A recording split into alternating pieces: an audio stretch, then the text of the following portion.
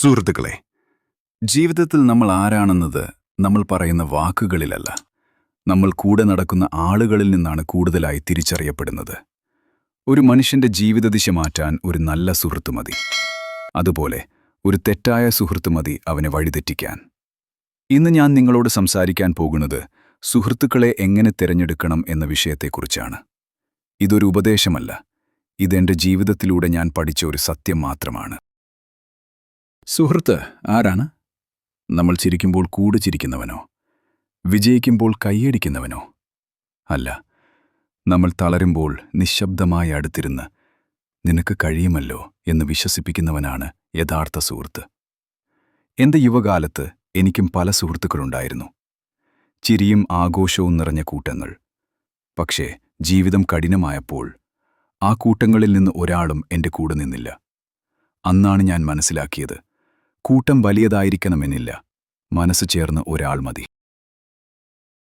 തെറ്റായ സുഹൃത്തുക്കൾ നമ്മളെ എങ്ങനെ മാറ്റുന്നു? ഒരു കഥ പറയാം. ഒരു യുവാവ് എപ്പോഴും തന്റെ സുഹൃത്തുക്കളെ കുറ്റം പറയുമായിരുന്നു. അവരെന്നെ തെറ്റായ വഴിയിലേക്ക് കൊണ്ടുപോയി എന്ന്. ഞാൻ അവനോട് ചോദിച്ചു, നീ ആരെയാണ് തിരഞ്ഞെടുത്തത്? സുഹൃത്തുക്കൾ നമ്മളെ വലിച്ചിഴക്കാറില്ല, നമ്മൾ തന്നെയാണ് അവരെ പിടിച്ചു നടക്കുന്നത്. നമ്മുടെ ചിന്തകൾ, നമ്മുടെ ശീലങ്ങൾ, നമ്മുടെ സ്വപ്നങ്ങൾ, ഇവയെല്ലാം നാം കൂടെ നടക്കുന്നവരിൽ നിന്നാണ് പതിയെ രൂപപ്പെടുന്നത്. നിങ്ങളുടെ സുഹൃത്ത് എപ്പോഴും നെഗറ്റീവാണെങ്കിൽ നിങ്ങളുടെ ചിന്തയും പതിയെ ഇരുണ്ടതാകും.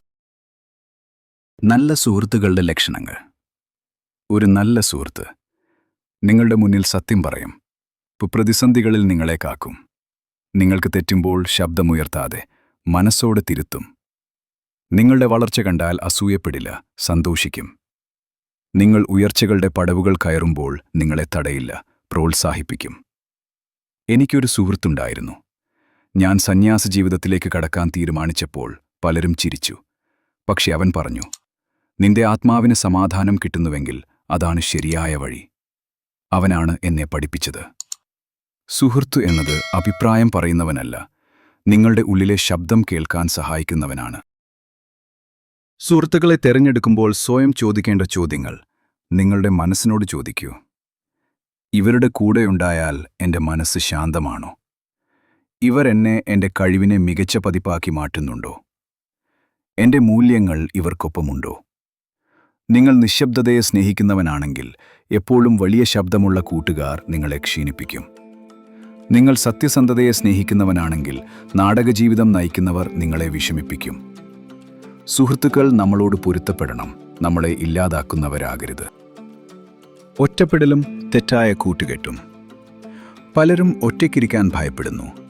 അതിനാലാണ് തെറ്റായ കൂട്ടുകെട്ടുകളിൽ അവരെത്തിപ്പെടുന്നത്. പക്ഷെ ഞാൻ നിങ്ങളോട് പറയാം, തെറ്റായ സുഹൃത്തുക്കളേക്കാൾ നല്ലത് കുറച്ചു നാളത്തെ ഒറ്റപ്പെടലാണ്. ഒറ്റയ്ക്കിരിക്കുന്ന സമയത്താണ് നിങ്ങൾ നിങ്ങളെ കേൾക്കുന്നത്, നിങ്ങൾ ആരാണെന്ന് തിരിച്ചറിയുന്നത്. ഒറ്റപ്പെടൽ ശിക്ഷയല്ല, അത് ആത്മാവിൻ്റെ ശുദ്ധീകരണമാണ്. സുഹൃത്തുക്കളെ, നിങ്ങളുടെ ജീവിതം ഒരു പാതയാണെങ്കിൽ നിങ്ങളോടൊപ്പം നടക്കുന്നവർ അതിൻ്റെ ദിശ നിശ്ചയിക്കും. എല്ലാവരെയും സന്തോഷിപ്പിക്കാൻ സുഹൃത്താകേണ്ട, നിങ്ങളെ ഉയർത്തുന്നവരെ മാത്രം ജീവിതത്തിൽ നിലനിർത്തുക. ഓർക്കുക, നല്ല സുഹൃത്ത് നിങ്ങളെ ഉയർച്ചയിലേക്ക് നീങ്ങാൻ സഹായിക്കും, നിങ്ങളായിരിക്കാനുള്ള ധൈര്യം നൽകും. നിങ്ങളുടെ ജീവിതത്തിൽ ഇന്ന് നിങ്ങളുടെ കൂടെ നടക്കുന്നവരാരാണ്? ഒന്ന് ആലോചിക്കൂ.